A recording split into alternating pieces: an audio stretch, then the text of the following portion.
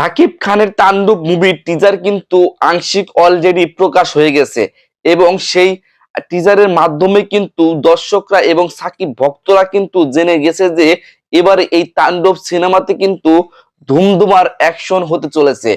সাকিব খানের এই ধরনের একটা যে নৃত্য তিনি পরিবেশন করেছেন তাতে করে বোঝা যাচ্ছে যে সাকিব কিন্তু বিশাল একটা ধামাকা নিয়ে এসে আসছে এই তাণ্ডব সিনেমার মাধ্যমে।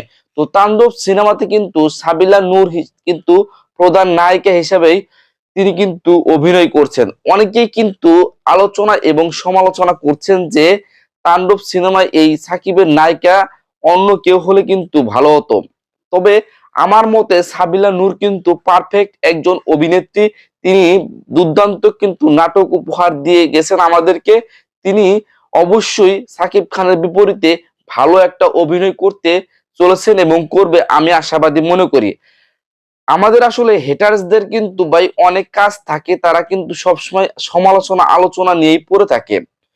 কয়েকদিন আগে যখন সাকিব কলকাতার নায়িকাদের নিয়ে সিনেমা করলো তখন কিন্তু আমাদের হেটার্স যারা রয়েছে তারা কিন্তু আমরা বললাম যে সাকিব কেন বাংলাদেশি নায়িকাদেরকে সুযোগ দেয় না, তাদেরকে নিয়ে তিনি ছবি কেন করে না, এরকম কিন্তু বিদ্রূপ মন্তব্য আমাদের সমাজের অনেক মানুষই করেছেন এবং করে চলছে। সেই পরিপ্রেক্ষিতে কিন্তু বাংলাদেশের যেহেতু নায়িকা সাবিলা নূরকে নেওয়া হয়েছে, এখন কিন্তু ভাই আবার সমালোচনা হচ্ছে যে নাটকের নায়িকা কেন নেওয়া হলো।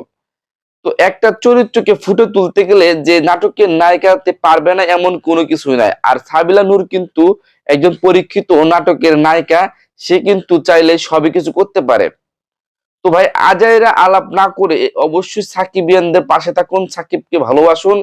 সাকিবের ছবি হবে কিন্তু 100-100।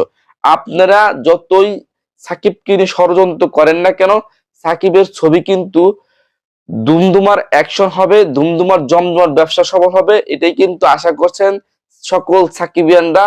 আর আপনি যদি সাকিবিয়ান হয়ে থাকেন তাহলে কিন্তু অবশ্যই চ্যানেলটি সাবস্ক্রাইব করবেন।